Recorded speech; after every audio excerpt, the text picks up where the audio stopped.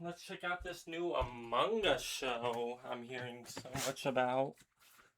What is this? Reaching pure unity, we must free ourselves. Oh my gosh.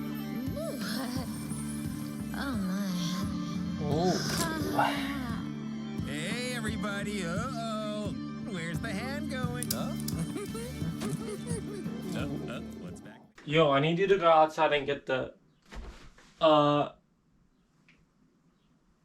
can explain. So, I just binged the Among Us TV show, and it was one of the strangest series I have ever watched on Paramount Plus. Then again, it's one of the only shows I ever watched on Paramount Plus. Okay, but raise your hand if you forgot this show was even coming out. Yeah, that's what I thought. This show was announced 2 years ago to the day and was labeled as coming soon. I don't know your definition of soon, but 2 years would be out of the soon range for me. Yo, where are you? Yeah, don't worry, I'll be there soon. I still got time. No news, no additional trailers, nothing until a week ago when everything was just spat out at once. It's an interesting strategy, but hey, we're here now. I was swept up in the Among Us craze back in COVID times, playing with my friends. I have respect for the game and inner sloth for not giving up on it. The game was released in 2018, and for a year and a half it was only known as that weird game that gets referenced a lot in Henry Stickmin. Seems like there's still an imposter among us. Wait, what? That usually is a thing. I don't know what this is in reference to. But lockdown saved the day, and the game blew up. It popularized the mafia genre in video games, and heck, you can also argue it was the starting point for friend slap games. Although it's debated if that's a good thing or not. I would like to say it was. Side note, the Simon Among Us series is like one of the best things to watch on YouTube. It's perfect for when you need something to watch while you eat. But enough about the game, because we're here to see how good it is as a show, and I could say that it's pretty good. When I watched the first episode, I was so taken aback by the direction and style it took. This show is actually rated TV-14, but I didn't know it at first watch through, so you can see how I felt when they went into unions and unpaid internships, using language like ass and almost saying bullshit on one occasion. But the most shocking part is how much they play with blood. Crewmates explode into blood and others play in it. Guts go there and there, faces are blown off. They really take advantage of the ambiguity of what these characters are.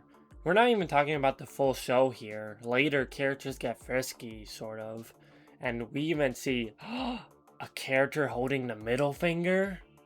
I'm baffled they didn't make this show for younger audiences, since I thought that's who engaged with Among Us related media the most. And it's not like they couldn't have. The game doesn't have that much blood, just showed the simple body and bone and cut out some of the more mature jokes, and that's pretty much it. But hey, it made the show more enjoyable for me. I guess how good this show is depends on how well they balance the mystery with the comedy. And honestly, I think they executed the mystery well. I didn't know who the imposters were until the last minute, although that seems to just be a me thing. I'm such a fucking idiot! However, I feel like a murder mystery has to do more than that. For example, I was easily able to tell which character was about to die next. You were able to see the writing on the wall simply from how much screen time they got, or just by process of elimination. Also, I don't know if it's just me, but I didn't like how the imposter killed certain characters.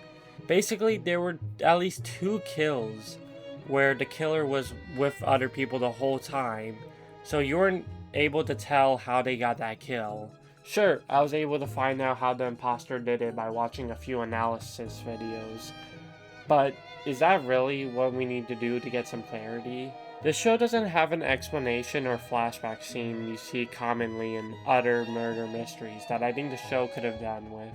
Also, the imposters are really stupid. The first one gives themselves away, which I get is the point, but there's no way the second one can make all these sneaky kills, only to make a simple slip up to rat themselves out. Those are just some nitpicks I have about the show. Anyway, here's a full ranking of all the characters before we move on to the next segment. Bottom is White for being a Nepo baby and dying first. Next is Brown. He and Yellow have the same shtick, but Brown didn't have as much screen time or part to play. But that one scene with him was kinda sad. Speaking of Yellow, I have her next, basically because they talk and do more than Brown. Next I have Green, who in all truth doesn't get as big of a role. He's the new guy and he doesn't do much for the majorities of episode season, although he does play a bigger role towards the end. Next we have Lime, followed by Blue. These guys were pretty funny. Blue is a sexy doctor everyone loves, and Lime is the crazy engineer. I have Purple a bit low considering she does have the most screen time, but she's just the I'm normal. Wow, this is crazy. Why isn't anyone reacting to this situation a normal way? Wow, these guys are so unnormal. I'm the only normal one. I do like the character development she gets, and I like what they do with her early that makes more sense as you go along with the show. Next I have Orange, who I think her stupid HR attitude is the best personality out of all the characters in the show. Black and Cyan are my favorite ship in the series, and I won't hear anyone else. They work as geologists, but Cyan is the astrology girl and Black is the goth atheist. Hey, she said it, not me. So yes, my favorite character is the incompetent Captain Red.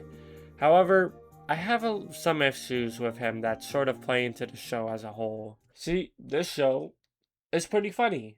It goes for a variety of jokes, unhinged moments, randomness, well-written conversations, SpongeBob-like close-ups, and unnecessary details.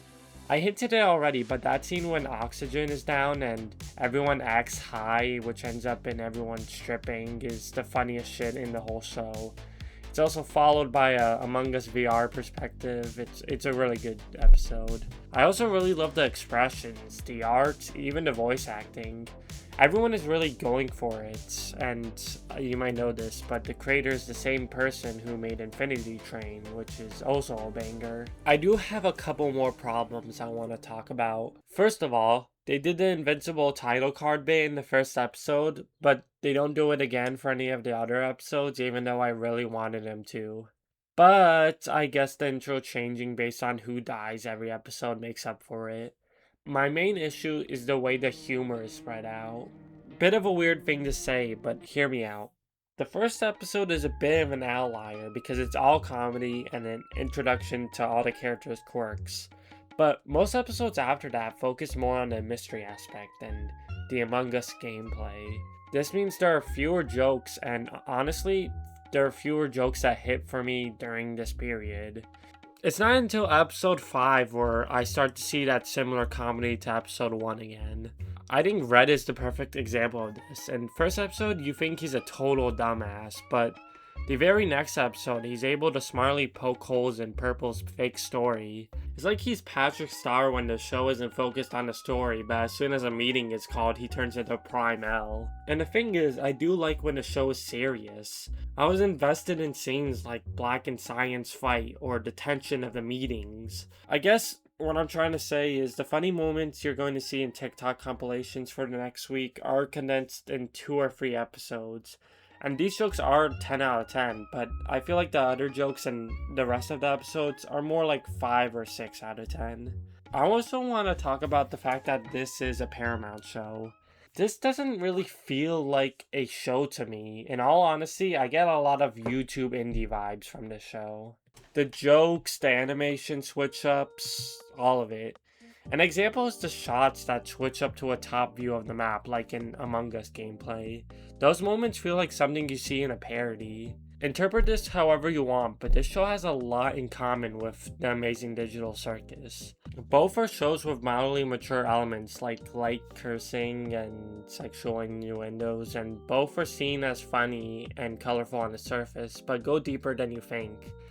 And they both have realistic anxiety attacks. The style between Among Us, the show, and not only TADC but other YouTube animated series is similar. I wouldn't be surprised if the show got some inspiration from these series, considering how big Among Us the game was on YouTube.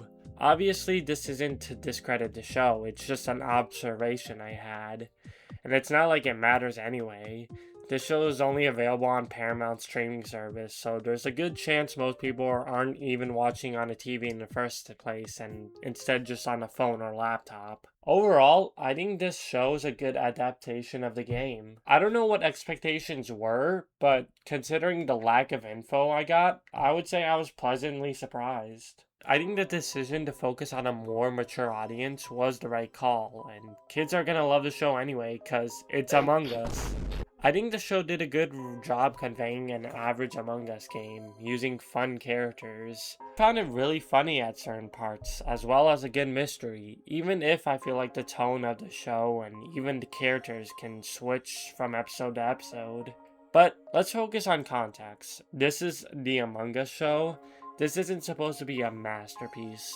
The way the fandom and the game has evolved with ship posts, memes, animations, and everything, the worst thing the Among Us show could have been was boring.